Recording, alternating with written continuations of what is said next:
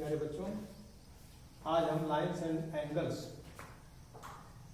के तीसरे लेक्चर पर पहुंचे हुए हैं और ये इसका लास्ट पोर्शन होगा। इसमें हम पैरेलल लाइंस पर विचार करेंगे। समांतर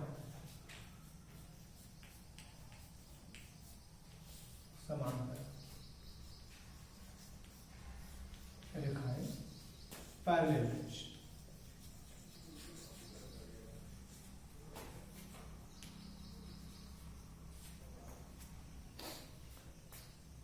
समांतर का मतलब होता है सम धन अंतर। मतलब जब दो रेखाओं में सर्वत्र समान दूरी हो तो उनको रेखाओं को हम समांतर रेखाएं कहते हैं। इन रेखाओं की ये खासियत होती है कि इन रेखाओं को कितना भी दूर बढ़ाया जाए ये कभी आपस में सटती नहीं है।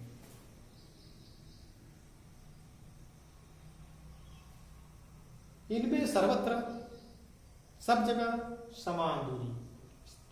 जैसे हम रेल की पटरी को देखते हैं, हम कॉपी में लाइंस को देखते हैं, रेखाओं को देखते हैं जो लाइन खींच गई हुई है। इसी जंगले में हम छड़ों की स्थिति को देख सकते हैं। ये समांतर रेखाओं की सड़क की दोनों पटरियों को आप देख सकते हो। ये समांतर रेखाओं की पहचान में हम इसको एक उदाहरण के रूप में इसको दिखा सकते हैं। तो दो रेखाओं को जब उनमें हमेशा समान दूरी स्थित हो और कितना भी दूर उनको हम बढ़ाएं वे कभी आपस में सटती नहीं है या उनके बीच की दूरी कभी कम नहीं होती है। इन रेखाओं को हम पैरेलल लाइंस कहते हैं।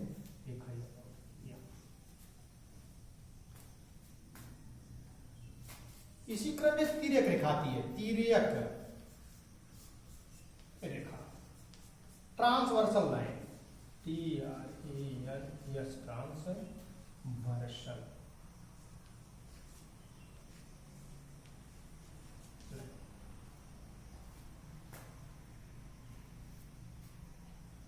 वह रेखा जो दो या दो से अधिक रेखाओं को अलग अलग बिंदुओं पर प्रतिच्छेद करती है उसको हम तिर्यक रेखा कहते हैं। वह रेखा जो दो या दो से अधिक रेखाओं को अलग अलग बिंदुओं पर प्रतिच्छेद करती है उसको हम तिर्यक रेखा कहते हैं। टी, यह टी रेखा जो है एल और एम को अलग अलग बिंदुओं पर, सपोज ओ और पी बिंदु पर अगर काट रही है इसको हम ट्रांसवर्सल लाइन कहते हैं, तिर्यक रेखा कहते हैं।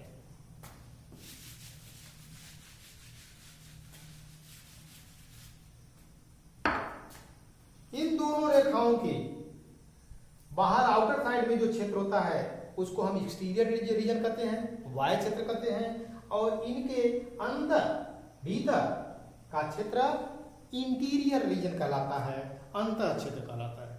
इसको हम अंतः क्षेत्र कहते हैं। तो अब हम यहाँ देख रहे हैं कि दो रेखाएं, समांतर रेखाएं एल और एम हैं। इनको तिर्यक रेखा टी इंटरसेक्ट कर रही है दो बिंदुओं पर, ओ और पी पर। इस प्रकार से हमें यहाँ पर 8 कोण दिखाई दे रहे हैं, बनते हैं 1 2 3 4 5 6 7 8। ये 8 कोण हमको यहाँ बनते हुए नजर आने दिखाई दे रहे हैं।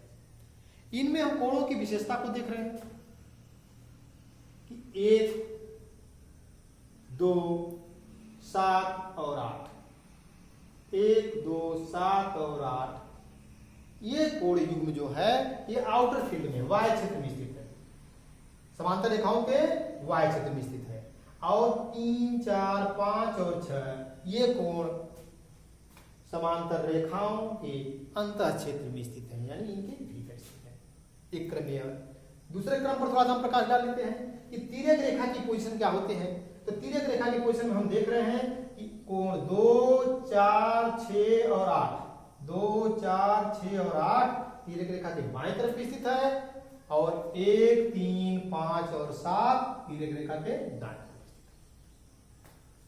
अब हम एकांतर कोण की परिभाषा दें। एकांतर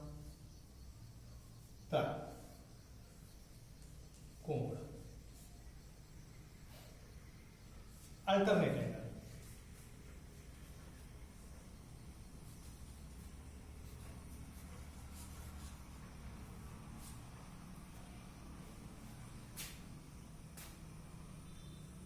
वे दो कोण जो अंतः क्षेत्र में स्थित हों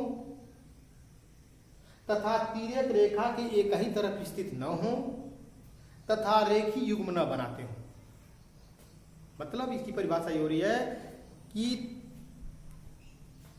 अंतः क्षेत्र में स्थित वे दो कोण, अंतः क्षेत्र में स्थित वे दो कोण जो तिर्यक रेखा के एक ही तरफ स्थित न हो तथा रैखिक युग्म न बनाते हों, अर्थात दोनों मिलकर के 180 अंश का कोण न बनाते हों, एकांतर कोण कहे जाते हैं। अब हम यहां देखने का प्रयास करेंगे परिभाषा के अनुसार कि अंतः क्षेत्र में स्थित वे दो कोण, यहां हम देख रहे हैं कि 3, 4, 5 और 6 ये सभी कोण अंतः क्षेत्र में स्थित हैं। इनमें से कोई दो कोण जो होंगे वो अल्टरनेट एंगल होंगे, कोई दो होंगे। कौन कौन हो सकते हैं अब इसको हम खोज रहे हैं। तो पहली परिभाषा है कि 3, 4, 5, 6 में से ही हमें दो कोण अंतः कोण मिलेंगे, एकांतर कोण मिलेंगे। दूसरी परिभाषा कह रही है कि वे एक रैखिक युग्म न बनाते हो। तो रैखिक युग्म का देख रहे हैं बच्चों कि 3, 4 ये रैखिक युग्म बना देते हैं, 3 और 4 एक साथ रैखिक युग्म बना देते हैं। और यहां पर 6, 5 ही बना रहे हैं। तो एक ही तिर्यक रेखा की एक ही तरफ स्थित ना हो, यानी 4 का 6 नहीं होगा, 4 का 6 एकांतर कोण नहीं होगा क्योंकि ये एक तरफ स्थित हो गया। तो 4 का कौन सा होगा, 3 और 5 में से एकांतर कोण होगा। तो 3 इसके साथ रैखिक युग्म बना दे रहा है, इसलिए 3 नहीं होगा, 4 का 5 एकांतर कोण होगा। इसी प्रकार से 3 का एकांतर कोण कौन सा होगा, तो 3 के साथ एक ही तरफ स्थित न हो यानी 5 नहीं होगा, 6 और 4 में से होगा।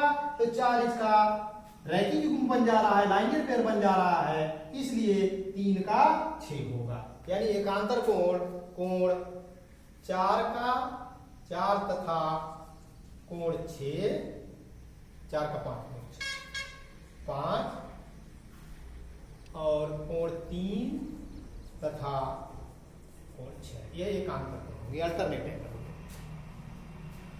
अब हम संगत कोण की बात करें।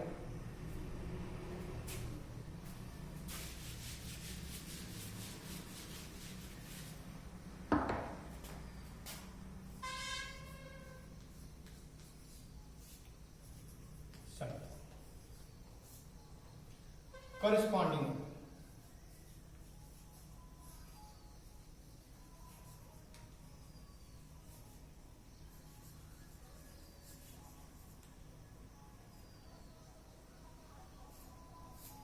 इसकी परिभाषा पर थोड़ा सा प्रकाश डालते हैं।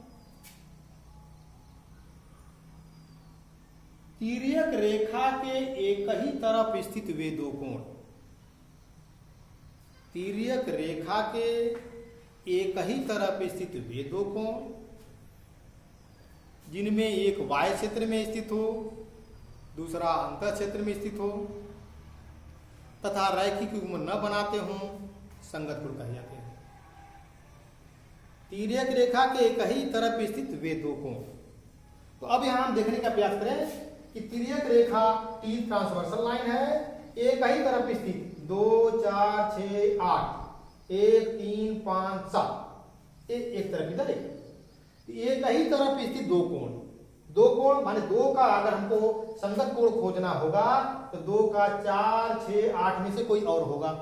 तो कौन सा हो सकता है, परिभाषा बता रहे हैं कि इनमें से 4, 6 और 8 में से कौन होगा, तो दूसरा अंतः क्षेत्र में हो। एक वाह्य में है तो दूसरा अंतः में, अंतः में 4 और 6 मिल रहा है क्योंकि 8 वाह्य क्षेत्र में हो जा रहा है, इसको यह हो जाएगा। तो 4 और 6 में से कौन सा हो सकता है, तो दूसरी शर्त बता रही है परिभाषा की कि रैखिक युग्म न बनाता हो, यानी 2 का 4 मिलकर के रैखिक युग्म बन जाता है, इसलिए 2 का 4 नहीं होगा, 2 का 6 होगा, 2 का 6 होगा। सेम में वीकेंड से 4 का संगत कोण करस्पॉन्डिंग एंगल 8 होगा, 1 का 5 होगा, 3 का 7 होगा। ये जो होंगे करस्पॉन्डिंग एंगल कहलाएंगे। कोण 2 तथा कोण 6, 4 8, 1 5, एंगल 5 3 7।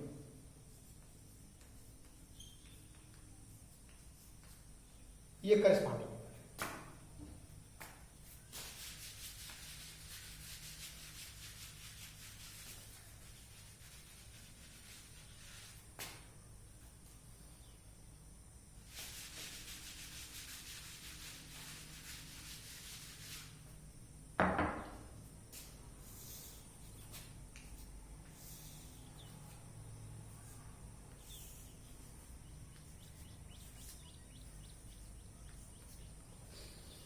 यदि एक भी कोण हमें ज्ञात हो जाए या कोई भी एक कोण का मान सवाल में दिया गया हो, क्वेश्चन में दिया गया हो, हमें सारे कोण को हम ज्ञात कर सकते हैं। सपोज अगर इस कोण का मान हमें 80 अंश दे दिया गया है,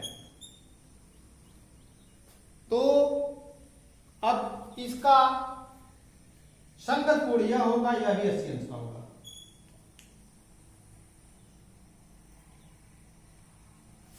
यह इसका लाइनियर पेयर है, ये 100 अंश हो जाएगा, क्योंकि दोनों मिलकर के 180 अंश हो जाएंगे। यहां भी ये दोनों मिलकर के 180 अंश हो जाएंगे, ये भी 100 अंश हो जाएगा। यह 100 हो जाएगा, किसका अल्टरनेट एंगल एकांतर कोण यह हो जाएगा, यह 100 अंश का हो जाएगा। यह 100 है, यह रैखिक युग्म बनाएगा, यह 80 अंश हो जाएगा। यह 80 है तो यह 80 हो गया। अब क्या हो गया, यहां पर देख रहे हैं कि यह 80 और यह लाइनियर पेयर बना करके ये 100 अंश हो जाएगा। ये 100 हुआ तो ये लाइनियर पेयर बना करके 80 अंश हो जाएगा। इस तरह से अगर एक कोण का मान भी दे दिया जाए हमें, हम सभी कोणों को मान ज्ञात कर सकते हैं। दूसरी बात, एक ही तरह के दोनों क्रमागत अंतर कोणों का योग 180 अंश होता है। ये संपूरक होते हैं, दोनों अंतर कोणों का योग एक ही तरह के, हम देख रहे हैं 100 और 80, ये संपूरक होते हैं। 100 और 80 180 अंश होते हैं एक ही तरह के। अब लास्ट पार्ट इसका हो रहा है त्रिभुज का कोण योग गुण।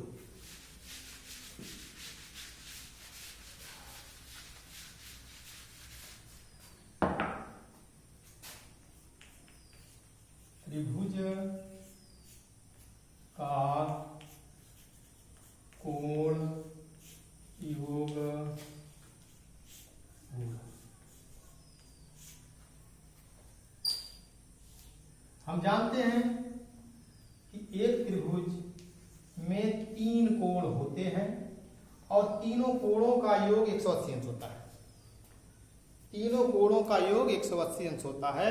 इसी को हम त्रिभुज का कोण योग गुण कहते हैं। इसको सिद्ध करने के लिए, दिखाने के लिए हम क्या करते हैं कि बिंदु ए से बीसी के समांतर एक रेखा खींच देते हैं। समांतर रेखा, अगर मान लीजिए कि इसको हमने डी और ई खींच दिया, डी और ई, मतलब कि बीसी पैरेलल टू डीई। अब हम देखेंगे कि अगर इन कोणों का नाम दे दिया जाए तो यह 1 2 3। अब बीसी पैरेलल टू डीई और तिर्यक रेखा ये भी हो गई। ये भी जो है तिर्यक रेखा भाई, दो समांतर रेखाओं को काट रही है और बी बिंदुओं पर एक काट रही है, तथा ए बी समांतर रेखा है, तब कोण डीएबी बराबर कोण एबीसी। कोण एबीसी क्यों? एकांतर कोण है, क्योंकि हम जानते हैं, अभी इसके पहले मैंने डिलीट किया था इसको, कि दो समांतर रेखाओं को कोई तिर्यक रेखा काटती है तो एकांतर कोण बराबर होते हैं, इसलिए कोण 2 कोण इसके बराबर हो गया, 2 यहां। Same way BC parallel to DE तथा अब ये समान तिर्यक रेखा हो जाएगी, ऐसी तिर्यक रेखा हो जाएगी। अब ऐसी तिर्यक रेखा है,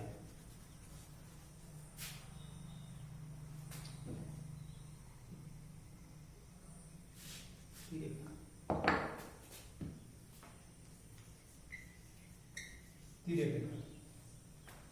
तो BC पैरेलल टू D तथा AC तिर्यक रेखा है, तब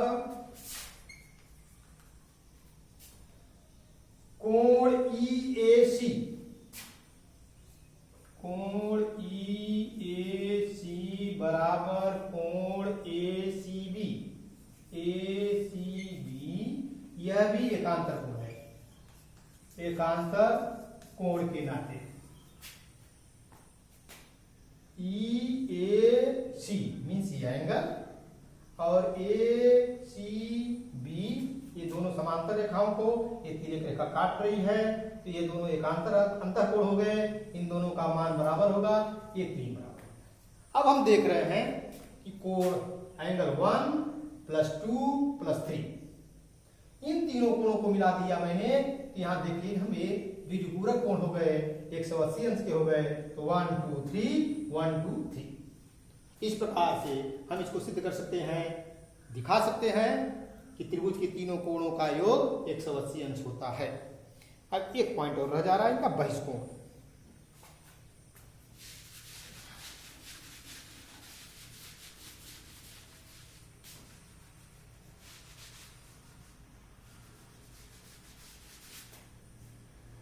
बहिष्कोण, जब त्रिभुज की किसी भी एक भुजा को हम किसी तरफ बढ़ाते हैं तो हमें एक बहिष्कोण मिल जाता है। जैसे BC रेखा को मैंने आगे बढ़ा दिया तो हमें कोण ACD इसका बहिष्कोण मिल जाए, इसको हम बहिष्कोण कहते हैं। एक त्रिभुज में हम 6 बहिष्कोण पाते हैं, क्योंकि किसी भी भुजा को हम 2 तरफ बढ़ा सकते हैं। BC को इधर बढ़ाए तो यह मिला बहिष्कोण, अगर इधर बढ़ा देंगे तो यह मिल जाएगा, इसको बढ़ा देंगे इधर तो यह बहिष्कोण मिल जाएगा, इसको यहां से भी हम अगर बढ़ाते हैं, इसको बढ़ाते हैं, इसको बढ़ाएंगे तो यह बहिष्कोण मिल जाएगा, इसको बढ़ाएंगे तो यह बहिष्कोण मिल जाएगा। यानी हर बिंदु पर हमें 2 बहिष्कोण मिल जाएंगे। इस बिंदु पर एक बहिष्कोण, इसको बढ़ा देंगे तो यहाँ इधर बहिष्कोण मिल जाएगा, इसको हमने बढ़ा दिया ये बहिष्कोण हो जाएगा। इसको इस तरह से 6 बहिष्कोण मिल पा जाएंगे हमको। तो बहिष्कोण की परिभाषा बताई गई कि किसी भी भुजा को किसी तरफ बढ़ाने से हमें एक बहिष्कोण मिल जाता है। अब बहिष्कोण का मान इसका अंतः अभिमुख यानी को अभिमुख माने विपरीत कोणों के योग के बराबर होता है। अगर इसका हम 4 मान नाम लिख दें, एंगल 4 इसको कर दें, तो इसका कितना मान होता है? इसका मान कोण 1 और 2 के बराबर होता है। कैसे होता है, कैसे होता है इसको हम जानते हैं कि कोण 1 धन कोण 2 धन कोण 3 बराबर 180 अंश। क्यों होता है बताओगे? ये इसलिए होता है कि त्रिभुज के तीनों कोणों का योग 180 अंश होता है। यह इक्वेशन 1 हो गया। यहां हम देख रहे हैं कि यह लाइनियर पेयर है, एक ही रेखा पर एक ही बिंदु पर 2 कोण हो रहे हैं और दोनों का योग यह एक रेखा पर हो रहे हैं, इसलिए यह लाइनियर पेयर हो गए, रैखिक युग्म हो गए। तो कोण 3 और कोण 4 एंगल 4 इक्वल टू 180। यह 180 अंश हुआ त्रिभुज के तीनों कोणों के योग गुणधर्म पर। यह हो रहा है रैखिक योग युग्म के कारण हो रहा है। अब हम देख रहे हैं इक्वेशन 1 और 2 में, समीकरण 1 और 2 में देख रहे हैं दाहिना पक्ष बराबर है, दाहिना पक्ष बराबर 180 अंश, इसका भी मान हो रहा है, 180 इसका मान भी हो रहा है, इसलिए कोण बायां पक्ष भी इनका बराबर हो जाएगा। 1 धन 2 धन 3 बराबर एंगल 3 प्लस एंगल 4। 3 को दोनों तरफ से निकाल दें, 3 इधर भी है इधर भी है, तो मिलेगा क्या हमको?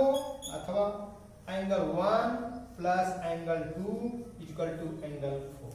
यह बहिष्कोण है।